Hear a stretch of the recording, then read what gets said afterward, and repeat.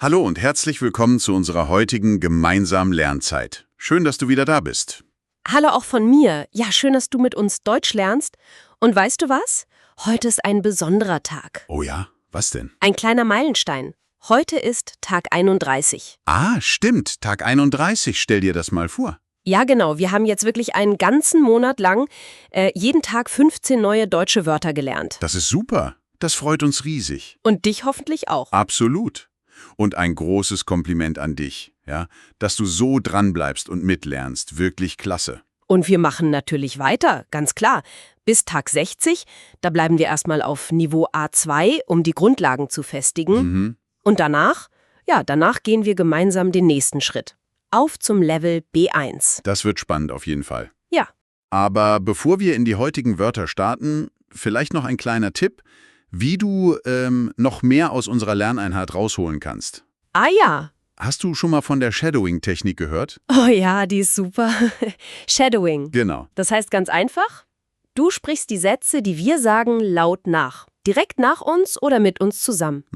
Und dieses laute Nachsprechen, diese Wiederholung, das hilft wirklich enorm beim Lernen. Stimmt. Das trainiert die Aussprache. Das Gefühl für den Satzbau, ja, und die neuen Wörter bleiben besser im Kopf. Einfach mal ausprobieren. Genau, probier's mal aus. Okay, aber jetzt legen wir los, oder? Was haben wir heute für dich? Also, das Thema für heute ist ein echter Klassiker im Grundwortschatz. Es geht um Körperteile. Richtig, Körperteile. Wir konzentrieren uns auf Wörter, die speziell für das Niveau A2 wichtig sind. Ja, Wir helfen dir heute dabei, 15 wichtige Wörter rund um den Körper zu verstehen und auch anzuwenden. und das sind Wörter, die man echt oft braucht, wenn du über dich sprichst, wie du dich fühlst oder wenn du jemanden beschreibst. Ganz genau. Und der Ablauf ist wie immer, oder? Ja, wie du es von uns kennst. Wir erklären erst alle 15 Wörter, ganz in Ruhe mit Beispielen, damit alles klar wird. Und wenn wir damit durch sind, dann gibt's am Ende wieder eine kleine Alltagsgeschichte. Stimmt. Die Geschichte. Da verwenden wir dann alle 15 neuen Wörter. Genau. So siehst du, wie die Wörter in einem normalen Gespräch oder in einer Erzählung zusammenspielen. Es lohnt sich also wirklich bis zum Schluss dran zu bleiben, damit du sicher sein kannst, dass du alles gut verstanden hast. Und die Wörter dann auch anwenden kannst. Richtig. So fangen wir an. Erstes Wort, ein Nomen. Das Auge. Das Auge. Auf Englisch? Eye. Genau, das Auge. Die meisten haben ja zwei davon. Der Plural ist die Augen. Mhm. Ein einfacher Satz wäre zum Beispiel: Mein rechtes Auge juckt ein bisschen.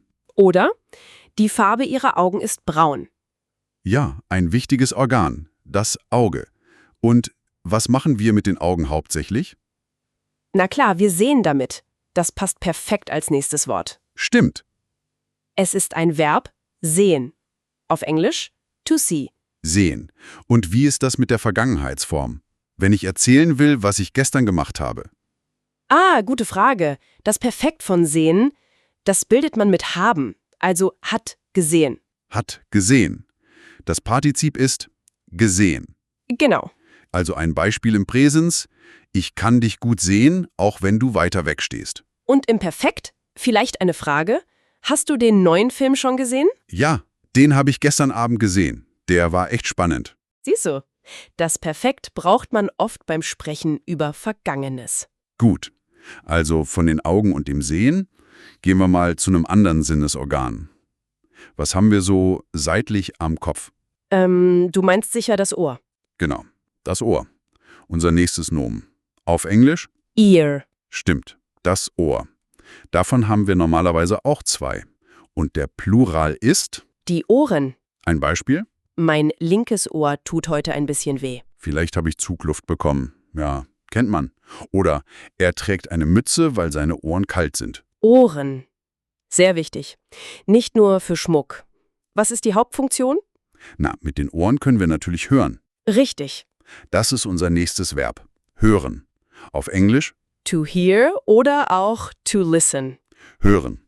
Und hier die Vergangenheitsform. Das Perfekt. Auch hören bildet das Perfekt mit haben. Also Hat gehört. hat gehört. Das Partizip ist gehört. Okay, ein Beispiel vielleicht. Sei mal leise. Kannst du die Vögel hören? Sie singen so schön. Ja, schönes Beispiel. Oder im Perfekt. Ich habe dieses Lied schon ganz oft im Radio gehört. Wirklich? Ich habe es noch nie gehört. So kann man sich unterhalten. Okay. Wir hatten Augen zum Sehen, Ohren zum Hören. Welches Körperteil benutzen wir denn ständig, um Dinge zu greifen oder zu schreiben? Ah, das ist natürlich die Hand. Genau. Ein ganz wichtiges Wort. Die Hand. Auf Englisch. Hand. Die Hand. Plural. Die Hände. Wir haben ja 2 Hände. Ein Beispiel. Gib mir bitte deine Hand, ich helfe dir über die Straße. Oder auch, mit welcher Hand schreibst du? Rechts oder links? Ja, die Hand. Die ist ständig im Einsatz. Und Hände können nicht nur greifen, die können auch... Fühlen. Das passt super. Stimmt. Unser nächstes Verb ist fühlen. Auf Englisch to feel. Fühlen und das Perfekt dazu. Das Perfekt von fühlen ist ganz regelmäßig mit haben. Hat gefühlt. Hat gefühlt. Partizip gefühlt. Okay. Man kann zum Beispiel sagen, ich fühle den weichen Stoff von dem Pullover. Oder am Meer. Fühl mal, wie warm der Sand ist. Schön. Ja, ein Beispiel im Perfekt wäre, ich habe sofort gefühlt, dass etwas nicht stimmt. Ah, okay. Man kann also auch Emotionen oder Stimmungen fühlen. Genau. Oder eine Frage. Hast du gefühlt, wie kalt das Wasser im See war? Ja, das habe ich gefühlt. Okay, gut. Von den Händen gehen wir mal weiter runter am Körper. Womit bewegen wir uns fort? Da kommen wir zu der Fuß. Richtig. Das Nomen, auf Englisch foot. Der Fuß, Achtung, männlich, ja? Der Fuß. Und der Plural ist Die Füße. ein typisches Problem. Mein rechter Fuß ist eingeschlafen, Oh ja. weil ich so komisch gesessen habe. Kennst du das Gefühl? Hauptsächlich mit den Füßen? Wir laufen. Genau. Unser nächstes Verb, laufen. Auf Englisch to walk oder auch to run. Laufen. Ein sehr gebräuchliches Verb. Aber Vorsicht beim Perfekt. Stimmt, genau. Hier gibt es eine Besonderheit. Laufen beschreibt ja eine Bewegung von A nach B. Und solche Verben bilden das Perfekt meistens mit sein. Richtig. Also nicht hat gelaufen, Nein, sondern ist gelaufen. ist gelaufen. Das muss man sich merken. Ein Beispiel im Präsens. Wir laufen jeden Morgen eine Runde durch den Park. Oder eben im Perfekt, ich bin heute schon 5 Kilometer gelaufen. Wow. Darum bin ich jetzt etwas müde. Du bist 5 Kilometer gelaufen. Respekt. Ja, sportlich. So, das waren jetzt schon 8 Wörter. Auge, sehen, Ohr, hören, Hand, fühlen, Fuß, laufen. Nicht schlecht. Eine gute Grundlage. Absolut. Und an dieser Stelle vielleicht eine kleine Bitte in eigener Sache. Wenn dir diese Art zu lernen gefällt, wenn dir unsere Erklärungen helfen, Ja, dann würden wir uns riesig freuen, wenn du unseren Kanal abonnierst. genau. Und uns vielleicht einen Daumen nach oben gibst. Das ist für uns ein super Zeichen, dass wir auf dem richtigen Weg sind und dass es dir gefällt. Es motiviert uns auch total, jeden Tag weiterzumachen. Auf jeden Fall. Also, vielen Dank dafür. So, und jetzt mit frischer Energie weiter. Wir hatten gerade Verben für die Sinne und Bewegung. Was machen wir denn mit dem Mund außer Essen? Na, wir sprechen. Natürlich. Ein sehr wichtiges Verb, gerade wenn man eine Sprache lernt. Sprechen. Auf Englisch to speak. Sprechen. Wie ist hier das Perfekt? Das Perfekt von sprechen ist hat gesprochen. Er hat gesprochen. Okay, das Partizip gesprochen ist unregelmäßig. Genau. Ein Satz, der für dich als Lernerin oder Lerner wichtig ist: Ich lerne gerade Deutsch sprechen. Oder im Perfekt. Wir haben gestern Abend lange am Telefon gesprochen. Ach ja? Worüber habt ihr denn gesprochen? Das fragt man dann oft. Stimmt. Okay, vom Sprechen zu einem großen Körperteil, das oft Probleme macht, besonders wenn man viel sitzt. Oh ja, ich ahne es. Du meinst sicher der Rücken. Genau, das Nomen. Der Rücken. Auf Englisch back. Der Rücken. Ein Wort, das man leider oft mit Schmerzen in Verbindung bringt. Ja, leider. Ich habe Schmerzen im Rücken. Oder lange Sitzen ist nicht gut für meinen Rücken. Das hört man wirklich oft. Deshalb ein kleiner Tipp. Pass gut auf deinen Rücken auf. Ja, Ein bisschen Bewegung zwischendurch hilft oft schon Wunder. Guter Hinweis. Der Rücken. So, jetzt wechseln wir mal die Wortart. okay. Wir haben jetzt ein paar Adjektive für dich, die beschreiben, wie ein Körperteil oder eine Person sein kann. Fangen wir an mit stark. Stark. Auf Englisch Strong. stark. Das kann sich auf Muskelkraft beziehen, klar. Er geht oft ins Fitnessstudio, er ist sehr stark. Es kann aber auch bedeuten, dass etwas intensiv ist. Ah ja. Der Kaffee heute Morgen war sehr stark. Oder auch im übertragenen Sinn. Sie hat einen starken Willen. Stimmt. Ein vielseitiges Wort stark. Und was ist das Gegenteil? Das Gegenteil von stark ist schwach. Genau, unser nächstes Adjektiv. Schwach. Auf Englisch? Weak. Schwach. Das beschreibt oft einen Mangel an Kraft. Nach der Grippe fühle ich mich noch sehr schwach. Oder auch hier wieder im übertragenen Sinn. Er hatte nur eine schwache Ausrede. Ja. Oder? Das WLAN-Signal ist hier sehr schwach. Ja, schwach.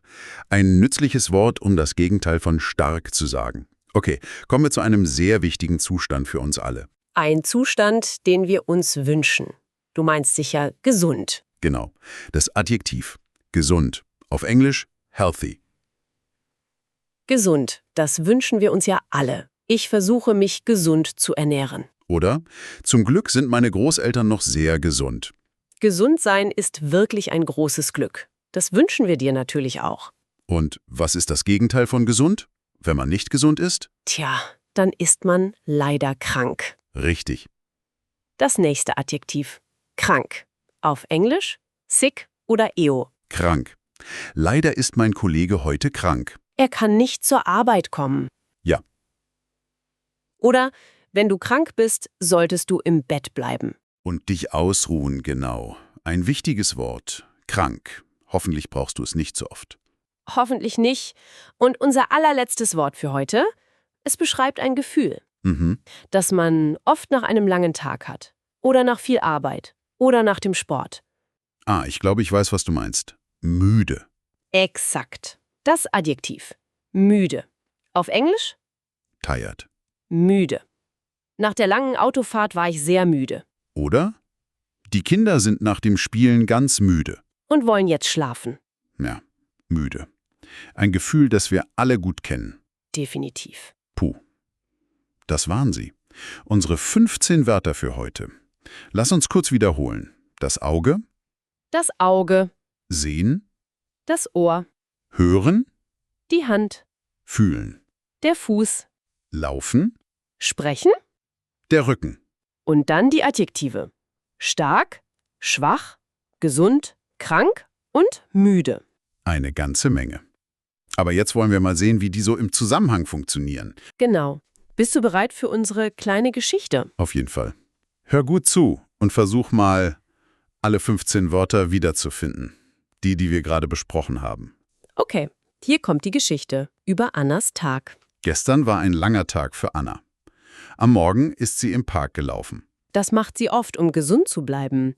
Ihre Beine und Füße waren danach zwar etwas müde, aber sie fühlte sich trotzdem gut und stark. Am Nachmittag hat sie dann einen Freund getroffen. Sie haben lange zusammengesessen und viel gesprochen. Ihr Freund war letzte Woche leider krank, aber jetzt ging es ihm schon viel besser. Er war nur noch ein kleines bisschen schwach. Sie saßen auf einer Bank im Park. Mit ihren Augen haben sie die Enten auf dem Teich gesehen. Und mit ihren Ohren haben sie das Lachen der spielenden Kinder gehört. Anna fühlte die warmen Sonnenstrahlen auf ihrer Hand. Schön. Aber nach einer Weile tat ihr der Rücken ein wenig weh vom Sitzen. Ja, das passiert. Sie legte kurz ihre Hand auf den Rücken. Und ihr linkes Ohr juckte plötzlich auch ein bisschen. Komisch. Tja, am Abend nach diesem langen Tag war Anna dann richtig müde. Kann ich verstehen. Und ist früh ins Bett gegangen. Das war unsere Geschichte. Hast du die Wörter wiedergefunden? Wir gehen sie kurz durch. Gelaufen von Laufen, gesund, Füße, Plural von Fuß, müde. Fühlte von Fühlen, stark. Gesprochen von Sprechen, krank, schwach. Augen, Plural von Auge, gesehen von Sehen, Ohren, Plural von Ohr, gehört von Hören. Wieder fühlte von Fühlen, Hand, Rücken, nochmal Hand und Rücken, Ohr und zum Schluss müde. Super. Wir hoffen, diese Geschichte hilft dir, die Wörter noch besser einzuprägen. Und zu sehen, wie man sie ganz normal im Alltag benutzen kann.